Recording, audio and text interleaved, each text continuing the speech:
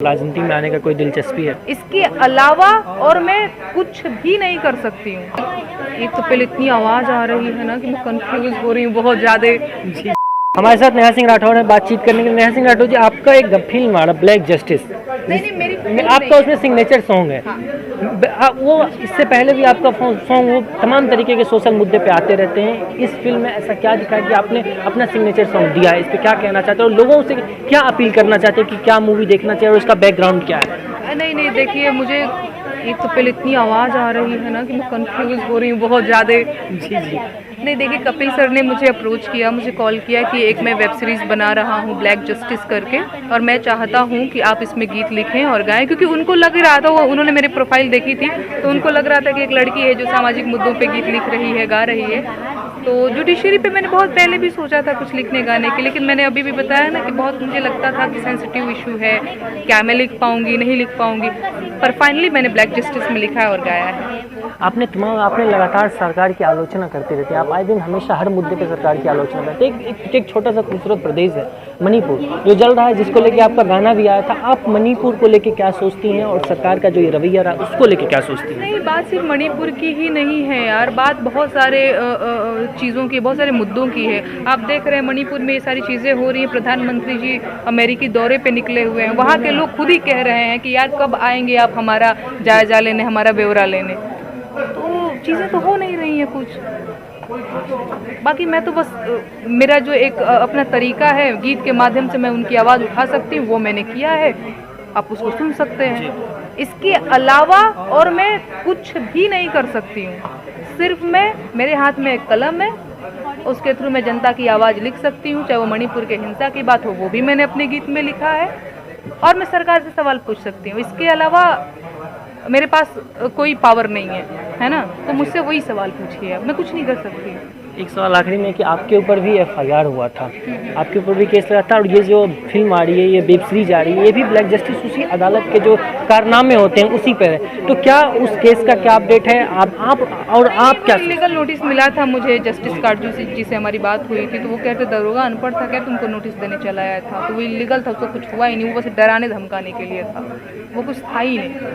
और आखिरी सवाल, राजनीति में आने का कोई दिलचस्पी है? नहीं भैया, भोजपुरी के लिए हमको काम करना है, अभी राजनीति में आने का कोई दिलचस्पी नहीं। विधि के विधाता रउआ खारिज जिनकारी जी, सुन ले ही आरजी हमारे साहेब। मेरा नाम नेहा है और मैं लगभग हर सामाजिक मुद्दे पे गीत लिखने और गाने की कोशिश करती हूँ। पिछले 2-2.5 सालों से मैंने बेरोजगारी पे गीत लिखा, महंगाई पे गीत लिखा, शिक्षा स्वास्थ्य पे गीत लिखा। मुझे नोटिस भी भेजते रहते हैं लोग, इस तरह की बदमाशियां भी होती रहती हैं मेरे साथ। लेकिन जुडिशरी पे गीत लिखने के बारे में मैंने बहुत पहले सोचा, फिर मुझे लगा कि बड़ा सेंसिटिव मुद्दा है और क्या लिखूं क्या ना लिखूं, बहुत समझ में नहीं आ रहा था।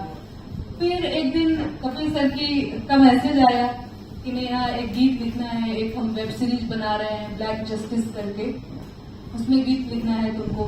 तो सर ने सारी डाटा हमको दी और मैंने उस पर एक गीत लिखा। मैं बहुत सारा, जब कैमरा ऑन हो जाता है तो मैं बड़ी नर्वस हो जाती हूँ, मैं आप लोगों को बता दूं। तो बहुत बात, जितना आपने बात किया मैं एकदम सहमत हूँ आपसे, लेकिन मैं उसे बोल नहीं सकती, मैं उसे गा सकती हूँ। तो मैं गा करके सुनाती हूँ। भोजपुरी में मैंने गीत लिखा है क्योंकि मैं भोजपुरी में लिखती और गाती हूँ, और बाद में मैं हिंदी में भी ट्रांसलेट कर दूंगी अगर थोड़ी दिक्कत हुई आप लोगों को। गीत ऐसे है, अभी आप लोगों ने सुना भी, मैं सुना भी देती हूँ। अरे विधि के विधाता रउआ खारिज जिनकारी जी, विधि के विधाता रउआ खारिज जिनकारी जी, सुन ले ही आरजी हमारे साहेब। पेंडिंग बाके सिया हमारे साहेब। अरे कोटिया कचहरी में गोरावन के भाषा चले, हमारा चश्मा नाई के कुछ न पल्ले पड़े, लागे अंग्रेजी दर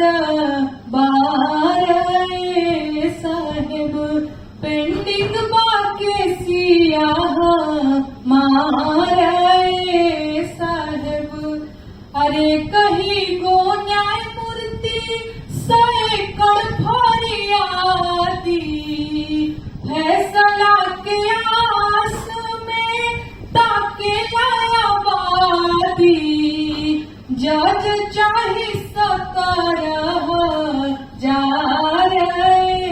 साहेब, पेंटिंग बाके सियाह मारे साहेब, अरे 5 करोड़ मुकदमा लटकवले बानी, 2 से 3 शिफ्ट कर ली, हाथ जोड़ के कहतानी, 2 साल में करीनी बटारे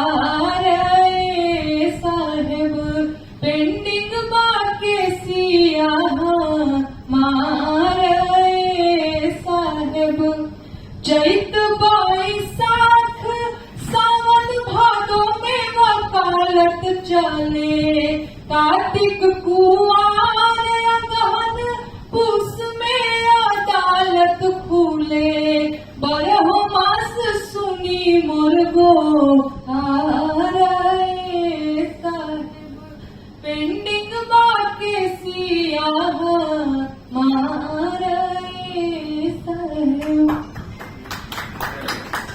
आप लोगों को समझ में आया या हिंदी हिंदी में भी समझा 50-50 कि कोर्ट और कचहरी में जो है वो अंग्रेजी भाषा बोली जाती है। ऐसा लगता है जैसे अंग्रेजी दरबार चल रहा है। गांव देहात का आदमी जो थोड़ा कम पढ़ा लिखा है या भोजपुरी बोलने वाला है, ऐसा नहीं है कि भोजपुरी बोलने वाला कम पढ़ा लिखा है, लेकिन जो भोजपुरी में ज्यादा सहज है, हिंदी में ज्यादा सहज है, वैसे आदमी को तो पता ही नहीं चलेगा कि जज साहब बोल क्या रहे हैं। और जब पता ही नहीं चलेगा तो वो भी अपनी बात कैसे कह पाएगा। तो वही लाइन में कोर्ट आप कचहरी में गोरवन की भाषा चले, अंग्रेजों की भाषा चल रही है।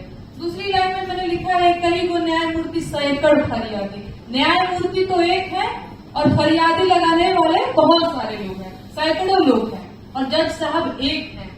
फैसला के आस में ताकेला आबादी, फैसले का इंतजार कर रहा है बहुत सारे लोग। जज चाहे 70,000 साहब, इसका मतलब तो समझ में आ रहा होगा ना, 70,000 जज अभी और चाहिए। 5 करोड़ मुकदमा लटकौले बने, यानी 5 करोड़ मुकदमा जो है वो पेंडिंग है। 2 से 3 शिफ्ट कर लीजिए अगर नहीं हो पा रहा है, बहुत सारे मुद्दे हैं, बहुत सारे जो केस हैं, तो 2 से 3 शिफ्ट में कर लीजिए, लेकिन सुनिए, और कम से कम 1 से 2 साल में निपटार करिए। 5 साल 10 साल 20 साल आदमी मर जाता है, पता ही नहीं चलता है उसका क्या हुआ, तो वो जरूरी है।